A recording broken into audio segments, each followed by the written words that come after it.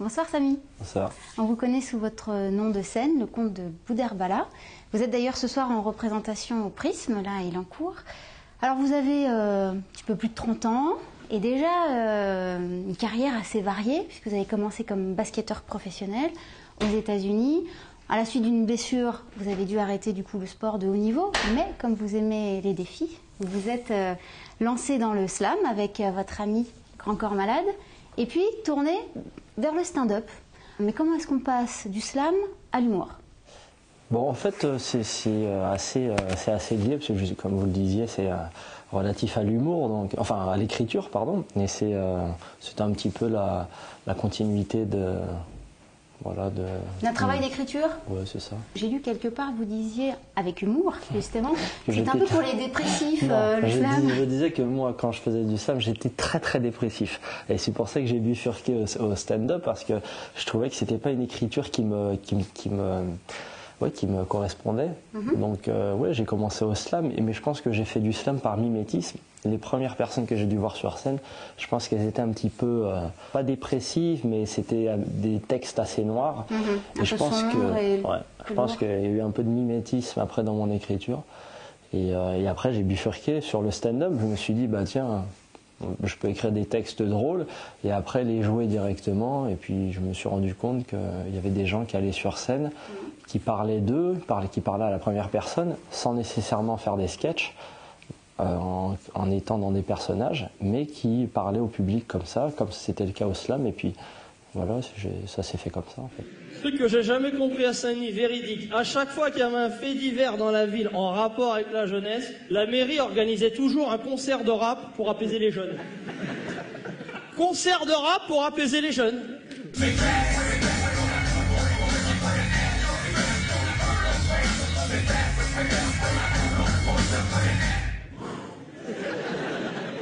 Ah ben effectivement, je me sens bien calme et rafraîchi.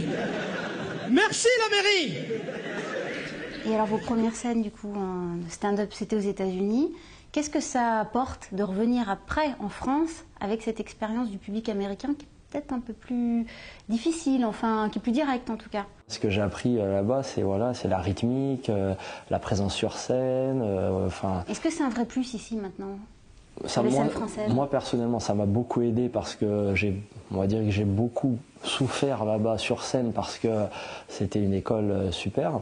Et je dirais que 6 mois là-bas, ça m'a donné 3 ans d'expérience en France, 4 ans.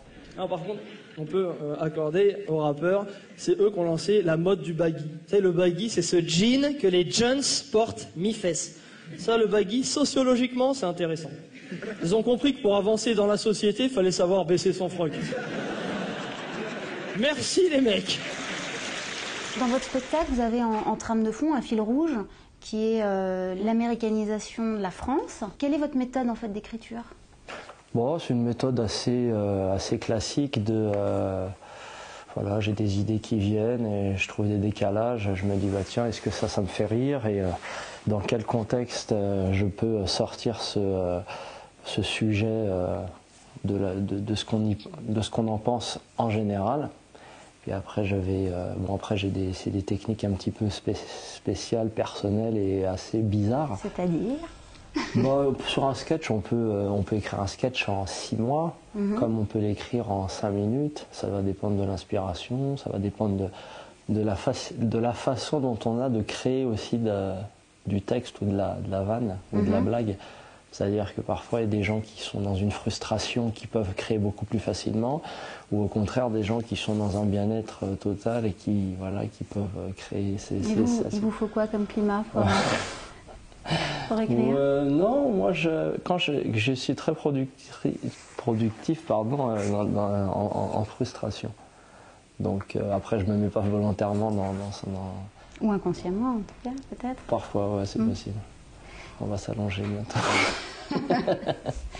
Alors moi j'ai vu votre spectacle l'année dernière à l'Alhambra. Est-ce qu'il y a des choses qui ont changé? Puisque là vous êtes en tournée. Est-ce que vous adaptez au fil de l'actualité ou du moment certains sketchs?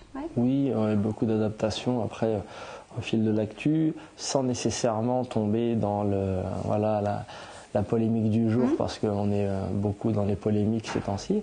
Mais bon, il y a un fil rouge qui est un fil conducteur qui traite de sujets assez intemporels, qui est un peu la trame dont vous parliez, qui est France-États-Unis, avec en toile de fond l'américanisation latente ou agressive de la France. Mais oui, à chaque fois, je rajoute des petites choses. Alors les Roumains, quand ils ne peuvent pas aller bosser, ils envoient les Roumaines. Les Roumaines, c'est 2 techniques. Plus l'instinct maternel. C'est bébé. C'est bébé. C'est bébé. C'est bébé. Montre son fils comme si c'était le tien. Mais je le connais pas, cet enfant, madame.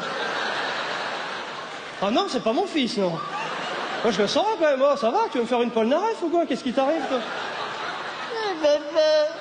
C'est 1 euro, bébé, 1 euro. 1 euro seulement? C'est pas cher pour un enfant. T'as pas des papiers à remplir, hein? S'il vous plaît, fais-moi pas argent. Mais vous avez des dents en or, madame? Vous êtes dans l'écriture aussi d'un 2e spectacle? Oui. Est-ce que vous pouvez nous en parler? Bon, c'est un spectacle qui n'aura pas grand-chose à voir avec le premier, donc on va vraiment changer de thème. Ça sera dans la continuité, mais avec d'autres thèmes. Quel thème? Il y aura un petit peu de sujets sociétaux, après voilà, le mariage pour tous, les enfants, la place des enfants dans la société, la télévision, le tititainment, l'abrutissement des masses via la télé, tout un programme. Très bien. Et ce sera pour quand? Bon, ça sera pour, je pense, courant 2014, mars, avril. On va commencer à rôder un petit peu, mais vraiment bien rôder, je pense, rentrée 2014-2015. D'ici quelques mois alors. Oui. Bon. Merci beaucoup, Samy. C'est vrai.